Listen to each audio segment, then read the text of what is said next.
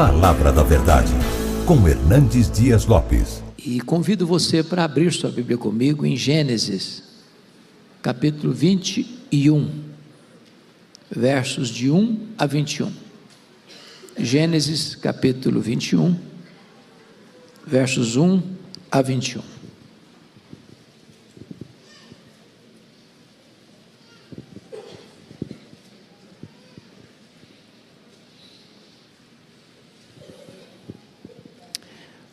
Está escrito: visitou o Senhor a Sara, como lhe dissera, e o Senhor cumpriu o que lhe havia prometido.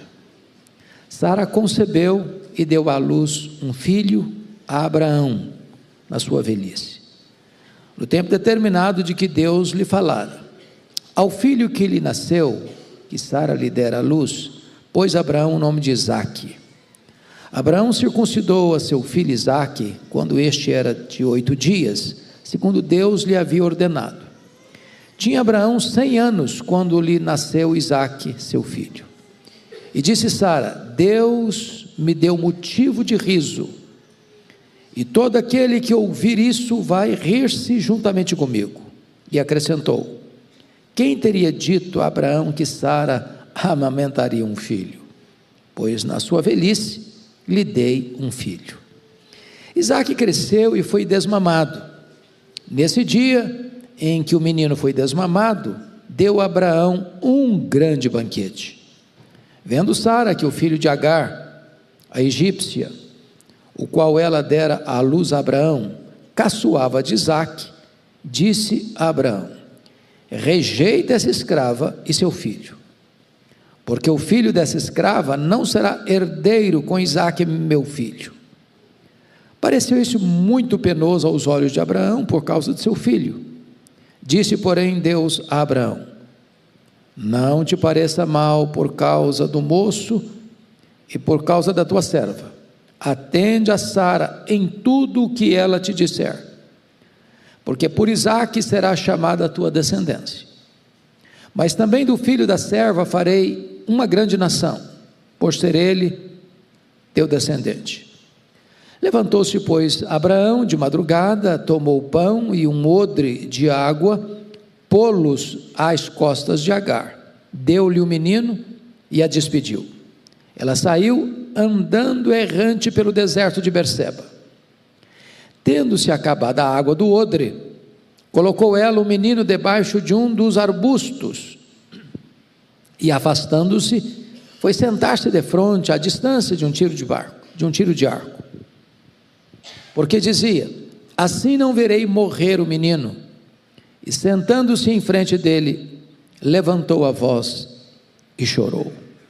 Deus, porém, ouviu a voz do menino, e o anjo de Deus chamou do céu a Agar e lhe disse: que tens, Agar? Não temas, porque Deus ouviu a voz do menino daí onde está. Ergue-te, levanta o rapaz, segura-o pela mão, porque eu farei dele um grande povo. Abrindo-lhe Deus os olhos, viu ela um poço de água, e indo a ele, encheu de água o odre e deu de beber ao rapaz. Deus estava com o rapaz, que cresceu, habitou no deserto e se tornou flecheiro. Habitou no deserto de Parã, e sua mãe o casou com uma mulher da terra do Egito. Eu quero conversar um pouco com vocês hoje sobre o tema alegria e choro na família. Alegria e choro na família. Bom, esse texto trata de 2 assuntos básicos. Primeiro, o nascimento de Isaque, o filho da promessa. Segundo, a despedida de Agar e de Ismael. Ou seja, alegria e choro são ingredientes que compõem a festa da mesma família. Alegria e choro existem no mesmo dia, na mesma família, na mesma situação. A Bíblia diz que nesse tempo, Abraão estava morando entre os filisteus, e ele vê o cumprimento da promessa de Deus, do filho da promessa. Aqui vem o problema do ciúme, quando Sara flagra o Ismael caçoando do Isaac.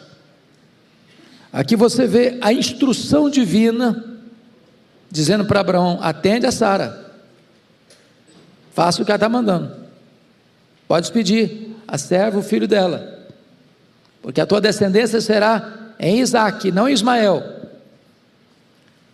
Você encontra aqui a separação, quando Abraão tem o desgosto, a tristeza, a dor de mandar embora de casa a serva e o filho Ismael. Você tem a promessa divina de que Deus vai fazer desse filho que está sendo mandado embora uma grande nação, e você tem finalmente o cumprimento dessa promessa. O Ismael vai se casar com o egípcio e vai formar um grande povo, uma grande nação. Então vamos olhar esse texto, por gentileza, comigo, todos com a Bíblia aberta nesta passagem.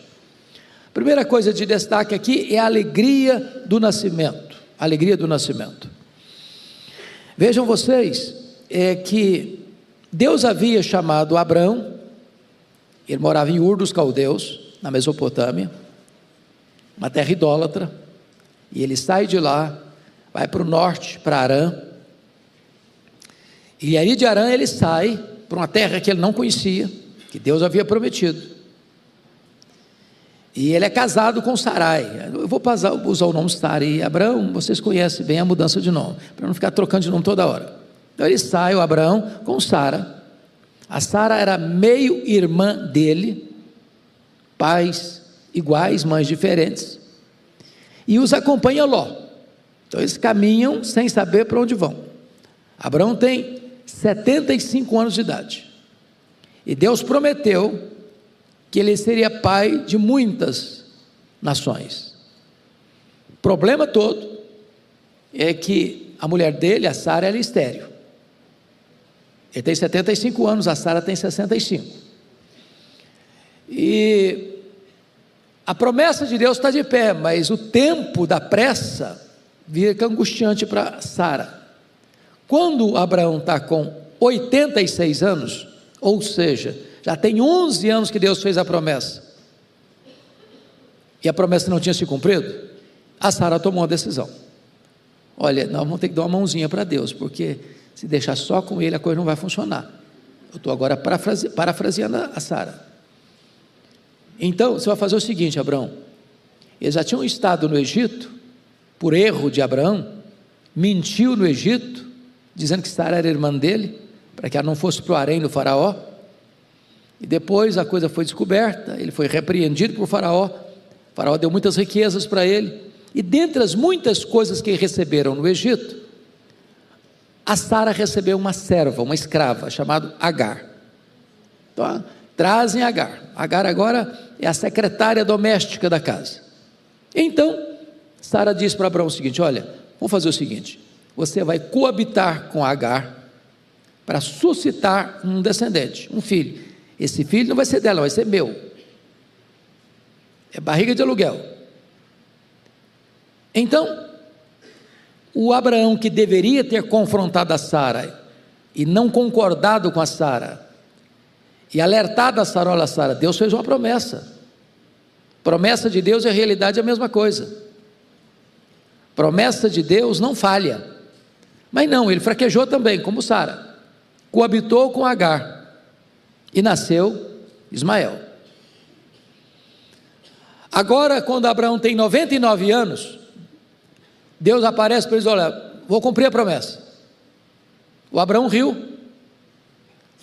Quando a Sara ficou sabendo, ela riu também. Não, o riso da incredulidade. O riso da incredulidade. Porque na verdade o corpo de Abraão já estava amortecido. Sara já era uma mulher de 90 anos, além disso estéril. Ou seja, as evidências ou as circunstâncias conspiravam contra a possibilidade de nascer um filho. Mas Deus cumpriu a palavra. E agora nasce o Isaac. Quando Ismael tem quantos anos? 14 anos. 14 anos.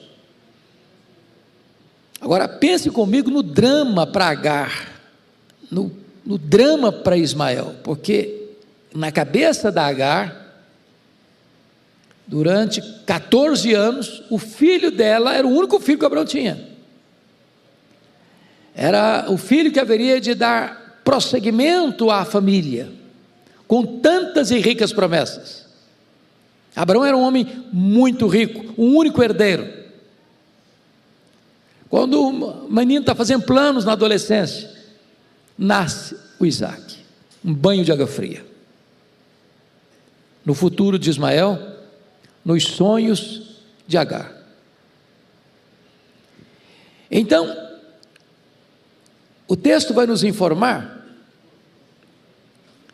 primeiramente, que Deus cumpre a sua promessa, versículos 1 e 2, visitou o Senhor a Sara como lhe dissera, e o Senhor cumpriu o que lhe havia prometido. Promessa de Deus e realidade são a mesma coisa. O que Deus fala, Deus cumpre. O que Deus faz, ninguém pode impedir a mão de Deus de fazer. Então a promessa está cumprida. O que é curioso, que então está escrito aqui, Sara concebeu, versículo 2, e deu à luz um filho a Abraão na sua velhice, no tempo determinado de que Deus lhe falara.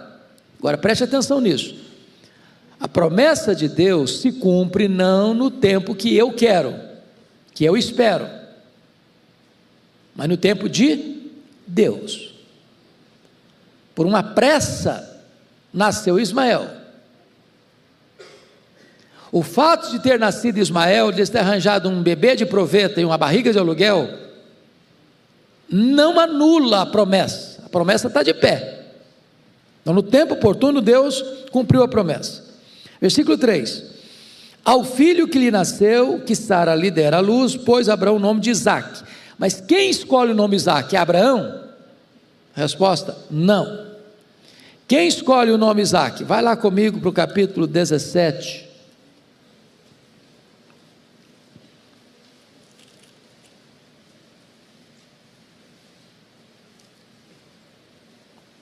Por gentileza.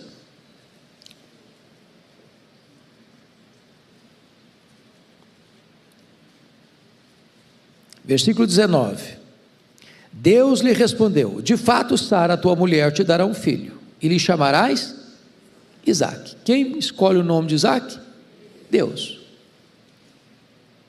Agora, ao nascer o menino, o Abraão simplesmente ratifica, confirma, homologa o nome que Deus havia escolhido, pôs o nome de Isaac. Então, quando nasce o Isaac, fica claro três coisas. Primeiro, Deus cumpre a sua palavra. Segundo, Deus é onipotente, que foi preciso fazer um milagre para o menino nascer. Terceiro, os planos de Deus são cumpridos não de acordo com a nossa pressa, não de acordo com o nosso cronos, mas de acordo com o kairos de Deus, do tempo oportuno de Deus. Então esse é o primeiro ponto, Deus cumpre a sua promessa. Segundo ponto desse texto, Abraão cumpre as exigências da aliança. Veja comigo agora, capítulo 21, a partir do versículo 4, até o versículo 7. Abraão circuncidou a seu filho Isaque, quando este era de 8 dias, segundo Deus lhe havia ordenado. Vocês sabem que a circuncisão era o selo da aliança, era a entrada visível no pacto, como hoje o batismo infantil substitui a circuncisão, assim como a ceia substitui a Páscoa. Então a criança era circuncidada ao 8º dia. Por que circuncidada ao 8º dia? Hoje me parece que a ciência, a medicina, é unânime em afirmar que não há nenhum dia na vida do ser humano com melhor cicatrização do que no 8º dia. Então o 8º dia era o dia que Deus havia estabelecido, porque isso também tinha segredo de ciência por trás, porque Deus é o autor da ciência. Então no 8º dia ele cumpre a promessa e circuncida o Isaque. Então versículo 5, tinha Abraão 100 anos quando lhe nasceu Isaque seu filho, e disse Sara: Deus me deu motivo de riso. Quando o menino nasceu, ela riu quando ela foi informada de que ela seria mãe, com 90 anos. O Abraão riu também, quando Deus falou: agora é a hora de cumprir a promessa. O riso deles foi o riso da incredulidade. Incredulidade. Mas agora, quando nasce o Isaque, o que significa a palavra Isaque? Alguém lembra? Riso. Só que o riso que o menino traz, e o nome significa riso, está na contramão do riso que eles tiveram. O riso deles era o riso da incredulidade. O nascimento de Isaque é a evidência de que o riso da incredulidade precisa acabar, para que o riso da realidade possa surgir. Então é cumprimento da promessa. Agora vejam vocês, em terceiro lugar, que Sara exulta de alegria nos versos 6 e 7. Disse Sara: Deus me deu motivo de riso, e todo aquele que ouvir isso vai rir-se juntamente comigo. E acrescentou: quem teria dito a Abraão que Sara amamentaria um filho? Pois na sua velhice lhe dei um filho. Ou seja, era uma coisa assim impossível. Imagine uma mulher de 90 anos com um bebezinho no colo amamentando. Você com 90 anos amamentando um filho, que negócio é esse? Que história é essa? Como é que foi isso? Como é que foi isso? Ela deve ter explicado isso centenas de vezes para tanta gente que perguntou para ela. Era uma evidência do poder de Deus. Evidência do poder de Deus. E agora ele diz que todos que ouvissem essa história iriam rir com ela, um motivo de alegria dela, né? E aqui eu queria parar um pouquinho para fazer um paralelo entre Isaque e Jesus. Nós estamos no Natal, relembrando o nascimento de Jesus, e é uma espécie de paralelismo entre o nascimento de Isaque e o nascimento de Jesus. Vejamos. Primeiro, tanto Isaque como Jesus foram a semente prometida. Aliás, foi prometida a Eva lá, né? Da semente da mulher nascerá aquele que esmagará a cabeça da serpente. Isaque foi prometido, Jesus foi prometido. Segundo, houve um período de espera entre a promessa e o cumprimento.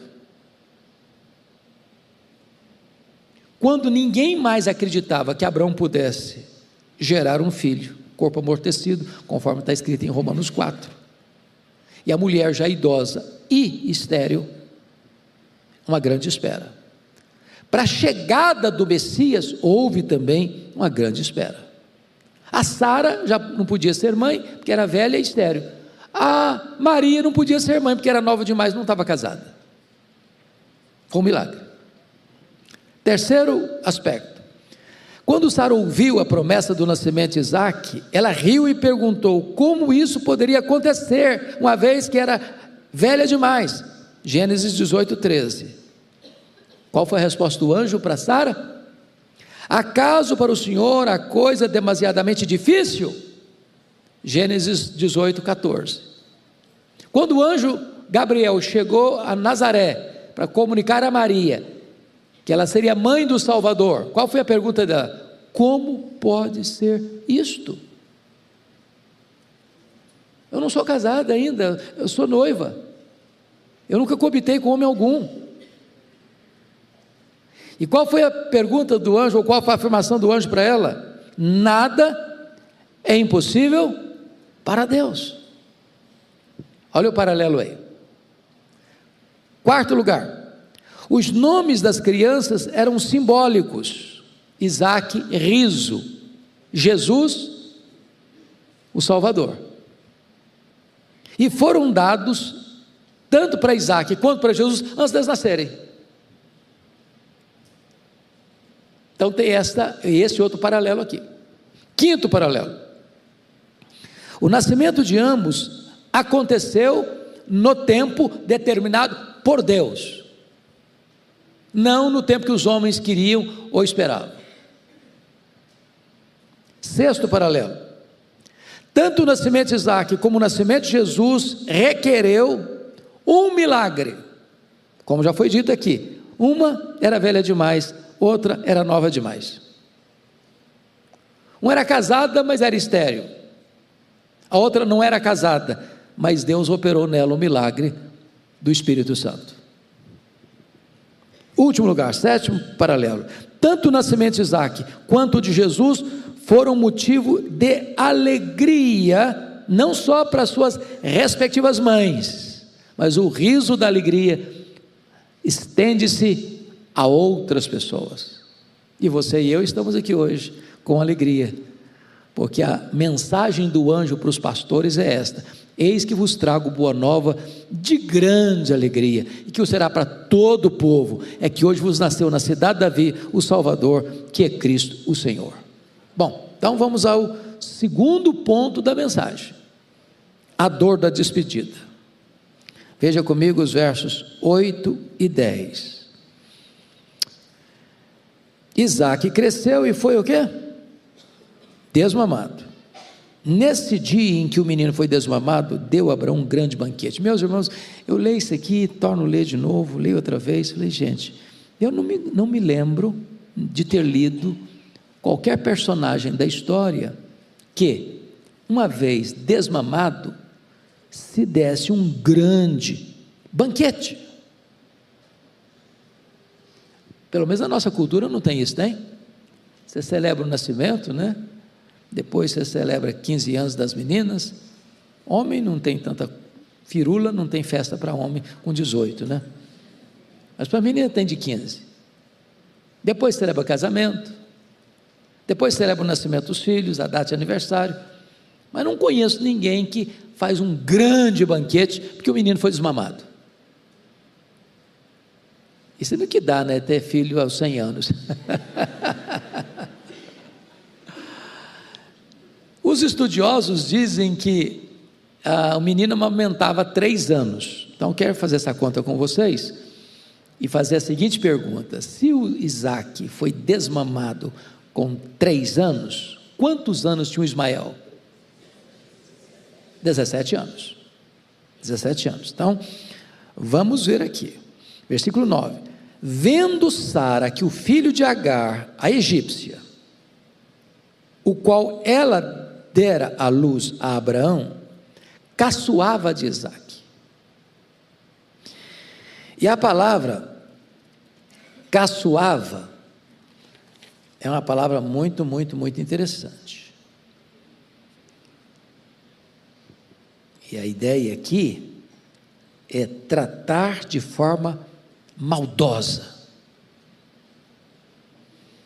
A Sara ficou muito enraivecida. Muito enraivecida. Porque às vezes as pessoas dizem que pai e mãe não devem interferir na briga de criança, e não deve mesmo, né? 2 crianças estão brincando. Lá pelas tantas, um se estranha com o outro, e às vezes pai e mãe tomam partido de criança e geram uma confusão, uma baita confusão na família. Não era o caso aqui. O caso aqui não é de 2 crianças que estão brincando e de repente uma fica estressada com a outra. Não, estou falando aqui de um rapaz de 17 anos e um menino de 3 anos. Você pai, você mãe, se encontrar uma situação dessa, você fica irritado também, ou não fica?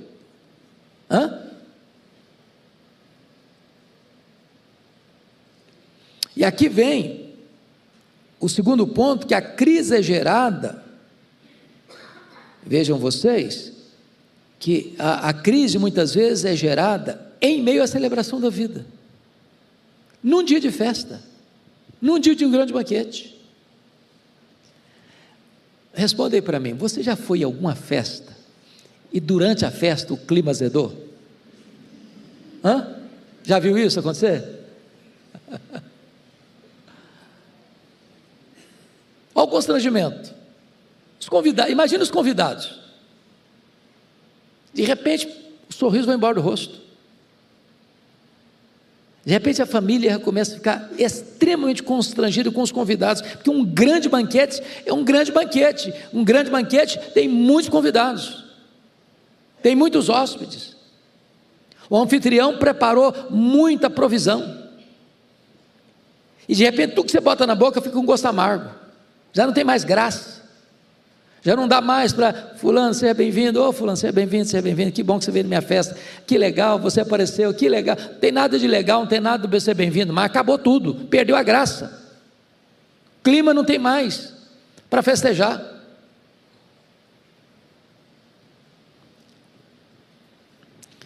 É curiosíssimo. E aí, veja o que aconteceu, versículo 10, disse a Abraão, quando Sara viu que o Ismael caçoava do Isaque, disse a Abraão: rejeita essa escrava e seu filho, porque o filho dessa escrava não será herdeiro com Isaque, meu filho. Segundo aqui, ponto que eu levanto, é que a crise é gerada por um profundo sentimento de rejeição. A Sara está dando uma ordem no marido agora.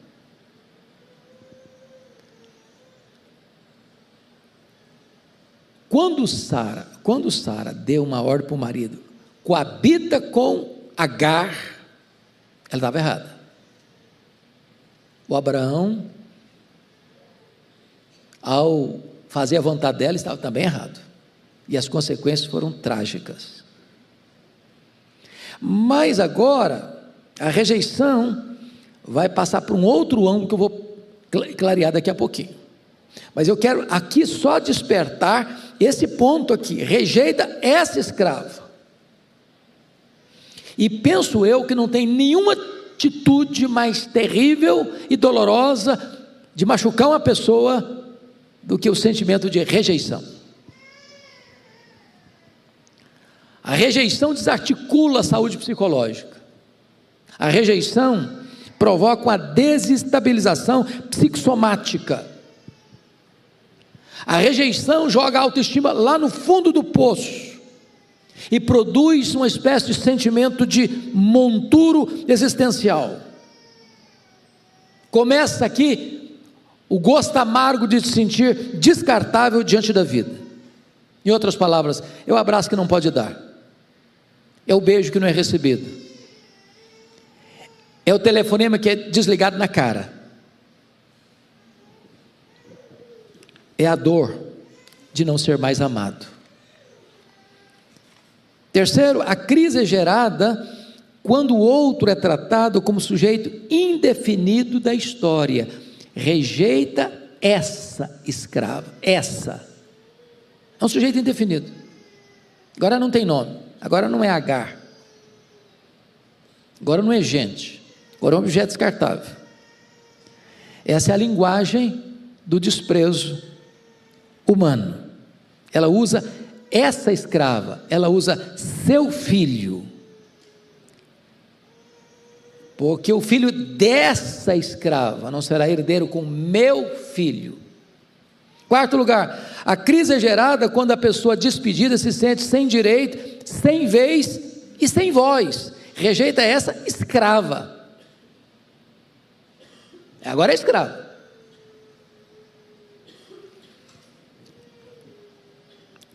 Ou seja, uma escrava não podia opinar, ela não tinha vez, ela não tinha voz, ela não pode, ela não sente, ela é mandada embora. Quinto, a crise é gestada ou gerada quando o apego à herança suplanta o amor familiar, porque o filho dessa escrava não será herdeiro com Isaque, meu filho. Ou seja, também aqui, preste atenção nisso, propósito de Deus e atitude humana, não é que Deus está apoiando essas palavras de Sara. A despedida sim, e eu vou mostrar depois por quê. Mas a linguagem de Sara aqui é uma linguagem ácida, tóxica, preconceituosa, opressora. Agora, O que é impressionante é o que nós vamos ver a partir do versículo 11. O que está no versículo 11? Versículo 11: pareceu isso muito penoso aos olhos de Abraão por causa de seu filho. Claro, amor de pai, amor de filho. Quantos anos tem o Ismael? 17 anos. É o que? Hoje diríamos o que hoje? Uma adolescente. Adolescente precisa de pai. Precisa de orientação.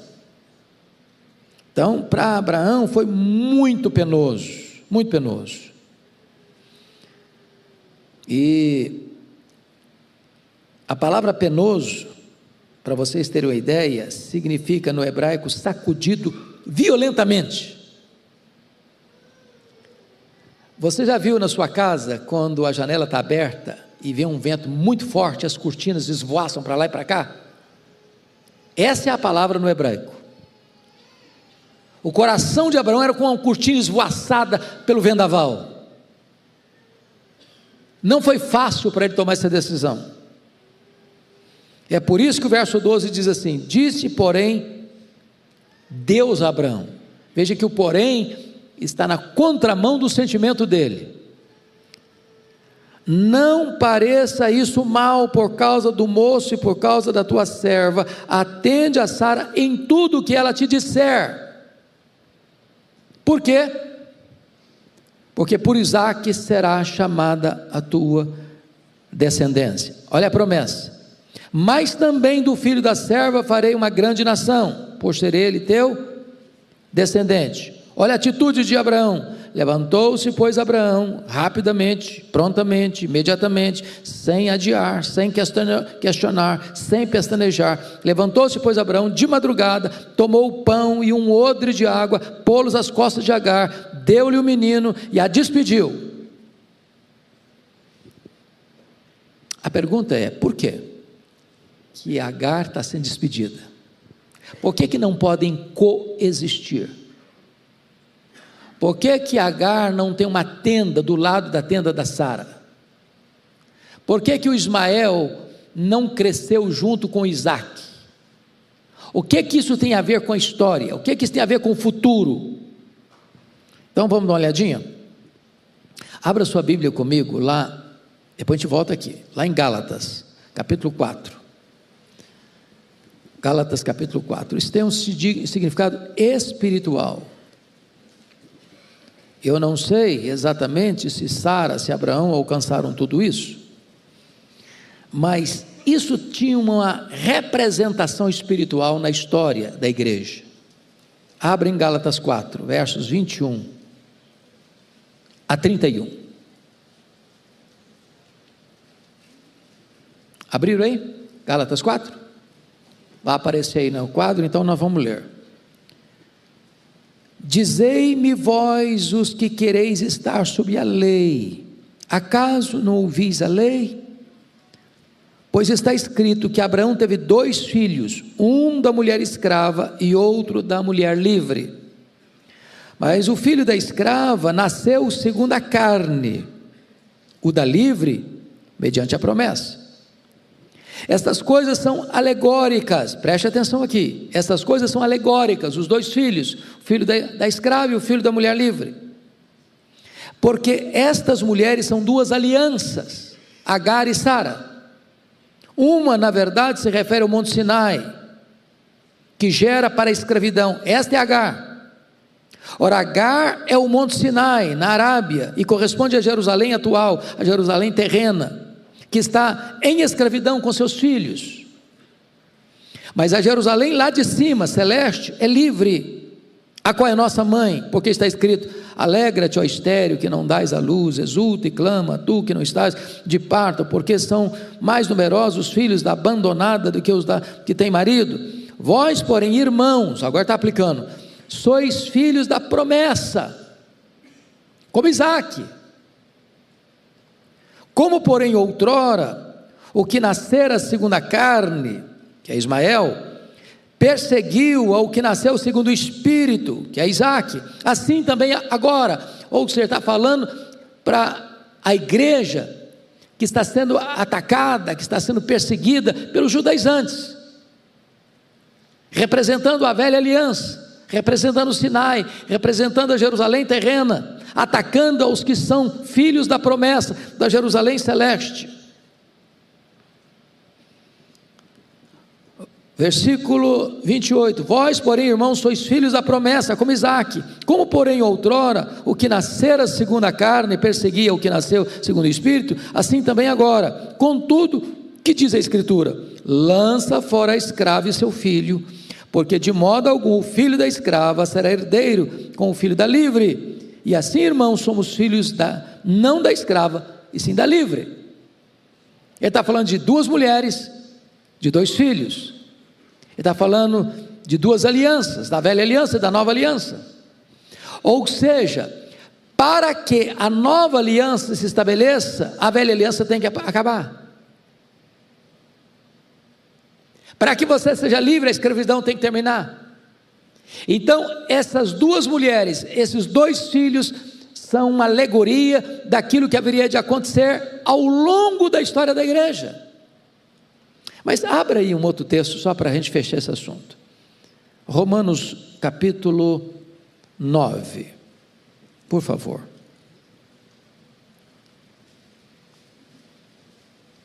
Versículos 6 a 9. Romanos 9, 6 a 9. Vamos juntos. E não pensemos que a palavra de Deus haja falhado, porque nem todos os de Israel são de fato israelitas, nem por serem descendentes de Abraão, são todos seus filhos, perceberam? Mas em Isaque será chamada a tua descendência, isto é, estes filhos de Deus não são propriamente os da carne, no caso de Ismael, mas devem ser considerados como descendência os filhos da promessa, como Isaque. Porque a palavra da promessa é esta: por esse tempo virei e Sara terá um filho.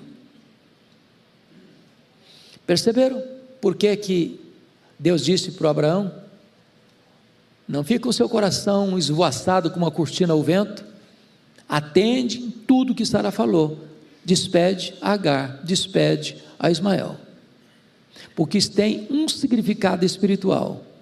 E toda a história da igreja precisa revelar essa realidade espiritual que está por trás desta alegoria. Bom, dito isto, voltemos ao texto de Gênesis 21, para dar prosseguimento à história. Gênesis 21, vai para lá comigo. E aqui eu quero tratar do quarto ponto da mensagem, a dor de sentir-se sem rumo na caminhada. Olha versículo 21, 14 agora. Levantou-se, pois, Abraão de madrugada, tomou o pão e um odre de água e pô-los às costas de Agar, deu-lhe o menino e a despediu. Leia comigo o restante do verso 14, vamos juntos? Ela saiu andando, errante, pelo deserto de Berseba. Então, a primeira coisa é que ela saiu, e sair, irmãos, é ruptura, é quebra de vínculos, é despedida. Agora não tem mais espaço para ela. Ela sai na direção de lugar nenhum. Ela saiu. De que maneira? Errante. Ela não tem um destino. Quando você sai para algum lugar. Você sai de São Paulo para o Rio, para Belo Horizonte, para os Estados Unidos, para a Europa, para a Ásia, para a África, para o interior do estado. Ao sair, você sai com endereço. Ela não, ela saiu o quê? Errante, sem rumo, sem norte, sem destino. Mas ela sai errante para pôr o pé onde? No deserto. E sabe, irmãos, deserto é perigoso, é seco, é árido, é ameaçador, é pronúncio de morte. Andar com um menino de 17 anos no deserto, com pães e um odre de água. O que é um odre? Odre é um saco de couro. Não diz o texto o tamanho desse saco de couro, com água. E deserto é lugar de sol causticante, areias esbraseantes, de sede implacável. Então essa é a condição dessa mulher na saída, desesperadora. Mas qual foi a promessa que Deus deu a Abraão? Não temas, porque eu vou fazer desse menino uma grande nação. O que Deus está dizendo para Abraão? Fica calmo, que o menino não vai morrer. Que se não tivesse essa palavra de Deus para Abraão, ele estaria desesperado: eu vou enviar meu filho para a morte. Mas aí vem o quinto ponto: a dor de esperar o que só faz desesperar. Olha o versículo 15 comigo, por gentileza, o que está escrito. Primeiro, o esgotamento dos recursos humanos diante da necessidade imediata pela permanência da vida. Leia o 15 comigo, por favor. Tendo-se acabado a água do odre, colocou ela, o menino, debaixo de um dos arbustos. Então vamos parar um pouquinho aqui.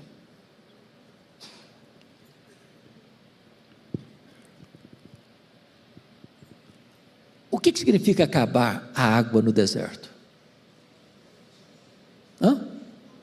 Fim da linha, fim da vida.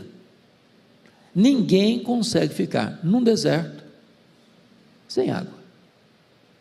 É morte, é morte. Por isso que a atitude dela no verso 16 é esta: afastando-se, foi sentar-se defronte, à distância de um tiro de arco, porque dizia: assim não verei morrer o menino.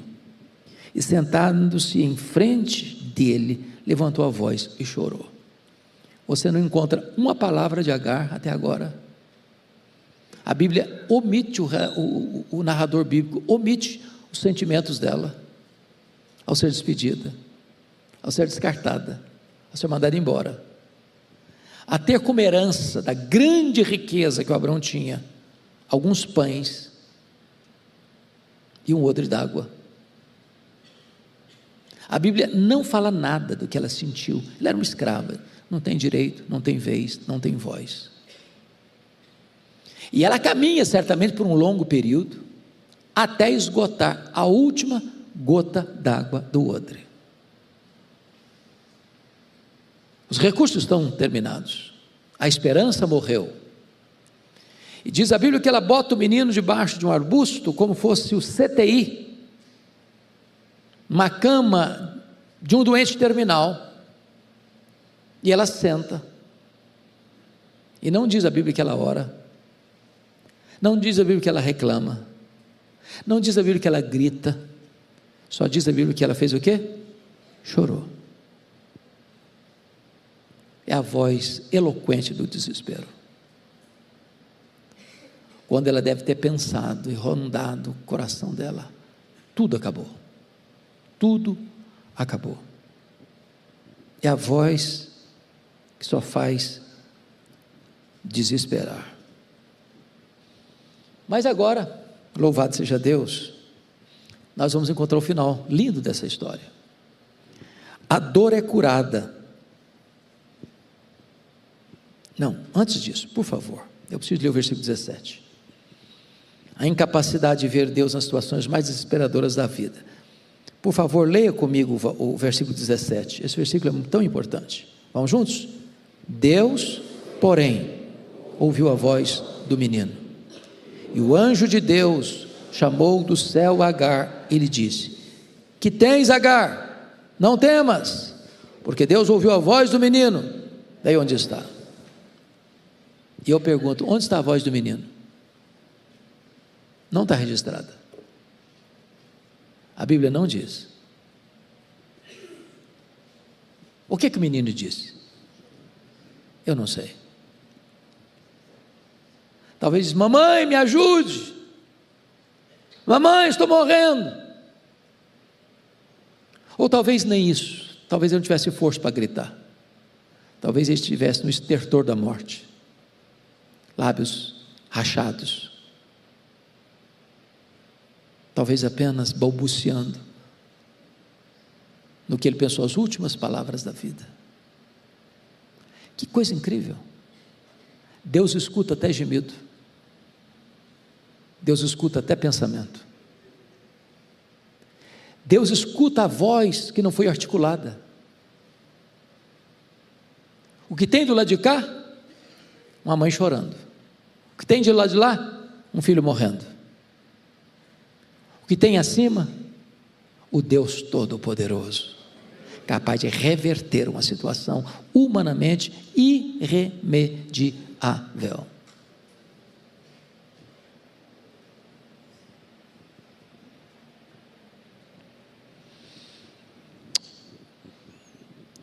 A primeira coisa que eu quero destacar aqui, irmãos, é que Deus afasta o sentimento de desprezo e de rejeição de Agar, porque na hora que ela foi despedida, o nome dela não foi pronunciado. É essa escrava, é o filho dessa escrava. Na terra ela não tem mais nome, mas no céu o nome dela é pronunciado. A voz não vem da terra, vem do céu. Louvado seja o Senhor. Deus, porém, ouviu a voz do menino, e o anjo de Deus, eu quero chamar a sua atenção para esse ponto aqui. O anjo de Deus, que está no verso 17, está o anjo, não um anjo, e anjo está com letra maiúscula. O anjo de Deus, no Velho Testamento, é uma teofania, é a própria apresentação do Deus pré-encarnado. Ou seja, no verso 17, quem pronuncia o nome dela a partir do céu é o próprio Deus. Quando Deus pergunta para ela assim: o que tens, Agar? Sabe o que Deus está dizendo? Não tem nada que machuca mais, irmão, do que você ser descartado, rejeitado, jogado fora,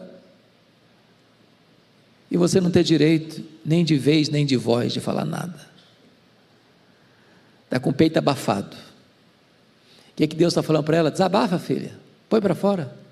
O que tens? Fala, grita, expõe, se manifeste, expresse. Que tens, Agar? Até então ela foi tratada por Sara como uma coisa, uma matéria descartável. Até agora ela é uma figura indefinida da história, mas existe um alguém que sabe que Agar não é uma ninguém, que sabe o nome dela, que chama o nome dela desde o céu, que tem um arquivo vivo dela, que pronuncia o nome dela, que dá valor a ela. Poderíamos chamar isso de terapia divina. Eu não sei como é que está seu coração, quem está nos acompanhando. Às vezes a gente se sente assim, sabe, desvalorizado, descartado. Eu quero dizer para você que Deus se importa com você. Deus sabe o seu nome, Deus se importa com a sua dor, e Deus não desampara você, mesmo nas horas mais difíceis da vida. Segundo lugar, Deus encontra Agar exatamente onde sua história parecia ter chegado, ao fim. Olha aí o versículo 17 e 18, já lemos o 17, vamos ao 18 agora. Ergue-te, levanta o rapaz, segura-o pela mão, porque eu farei dele um grande povo. O que eu acho incrível é que Deus poderia ter dito isso para Agar lá no dia que foi despedida do Abraão lá. Falou: minha filha, você está sendo despedida, mas calma o seu coração, vai dar tudo certo, eu estou no controle. Você vai passar por algumas dificuldades, mas pode ter certeza que você não vai morrer, seu filho não vai morrer, vou fazer dele uma grande nação. Deus disse, não foi para Agar, Deus disse foi para Abraão. Ela sai andando errante pelo deserto, sem saber o que está acontecendo. Está tudo escuro, está tudo sombrio, é um breu. Às vezes Deus permite você ir até ao último furo da correia, na 1/10 hora, na última volta do ponteiro, quando todos os seus recursos se esgotaram, acabaram, não tem mais nada, não tem mais esperança, não tem mais possibilidade, e Deus é poderoso para virar um jogo, Deus é poderoso para virar a mesa, Deus é poderoso para mudar a situação. Louvado seja o Senhor. E aqui notem comigo que Deus exige dela três atitudes da Agar. Primeiro, mudança posicional. Ergue-te.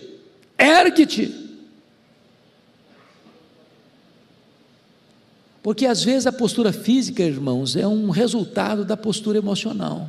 Você já jogou a toalha, você não acredita mais, você já desistiu. Então você precisa levantar. Posição de combate, posição de jornada. Ergue-te. Segunda postura de mudança de atitude em relação ao filho. Levanta o rapaz. Sabe o que eu acho bonito? Eu acho isso aqui incrível. Versículo 17 diz que Deus ouviu a voz do menino. Quantos anos tem um menino? 17. Você não chama um rapaz de 17 anos de menino. E de vez em quando eu escuto na igreja assim: agora nós vamos dar oportunidade para as crianças de 2 a 11 anos irem para uma salinha especial, e os meninos de 11 anos balançam a cabeça. Eu sou menino não. Que negócio vocês me chamaram de menino. Não é verdade? Menino de 11 anos quer ser de menino, mas não, ele não é menino, ele é um junior, um pré-adolescente, mas menino ele não quer ser mais. Quando se trata do mimo de Deus, de um rapaz de 17 anos que está morrendo, Deus está dizendo, ele é tão vulnerável como um menino. Tão vulnerável como um menino. Qual a característica do menino? Ele não sabe cuidar de si mesmo. Ele não sabe proteger a si mesmo.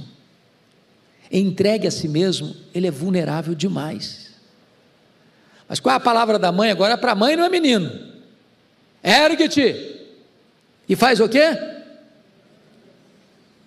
Levanta o rapaz.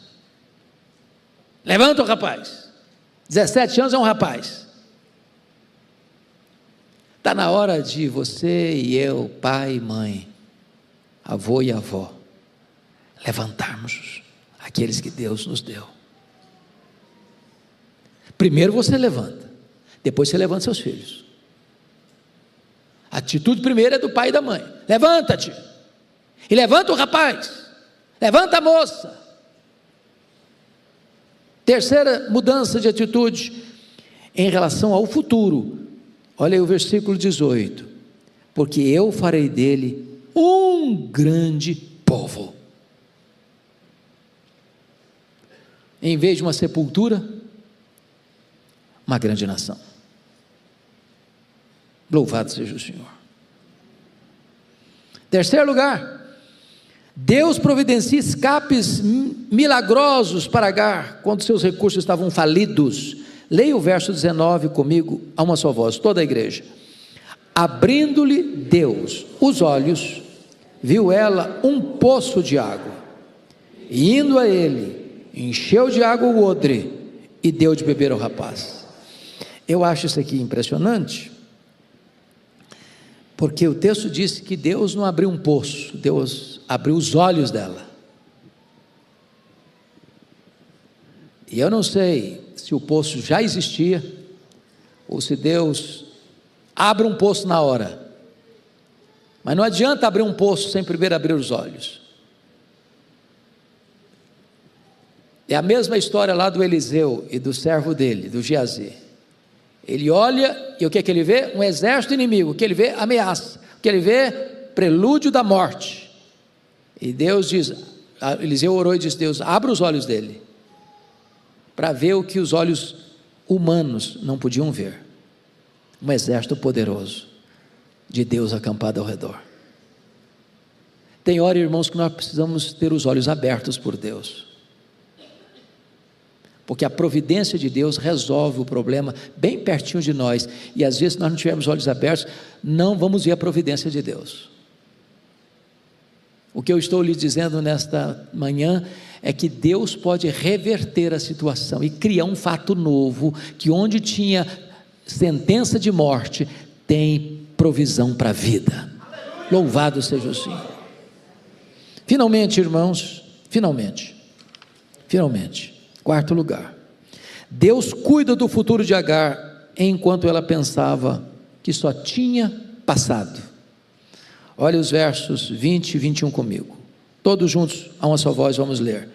Deus estava com o rapaz, que cresceu, habitou no deserto, se tornou flecheiro, habitou no deserto de Parã, e sua mãe o casou com a mulher da terra do Egito.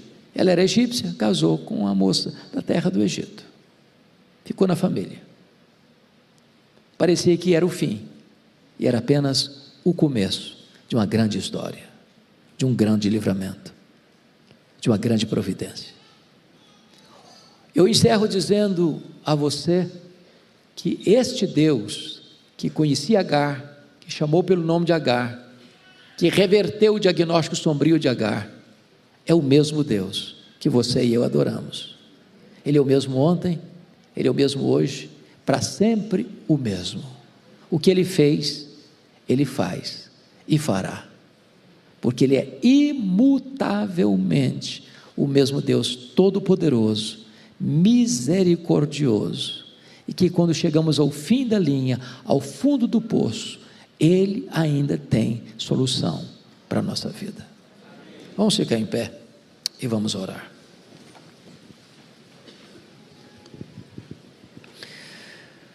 Receba a nossa gratidão, ó Deus, pela Tua palavra. Hoje, quando nós comemoramos o dia da Bíblia,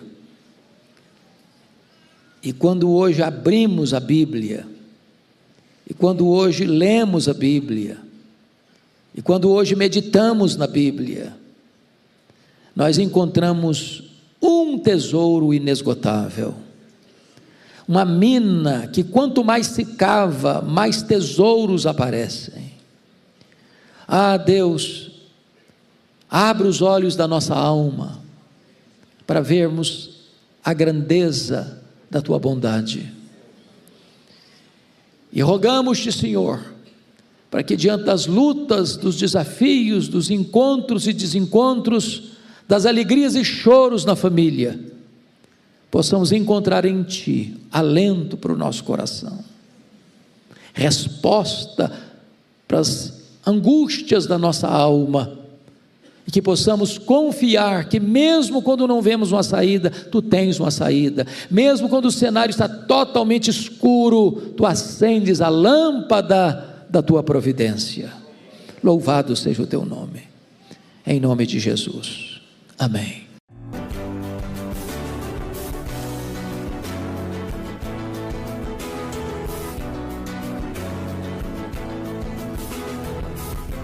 Palavra da Verdade, com Hernandes Dias Lopes.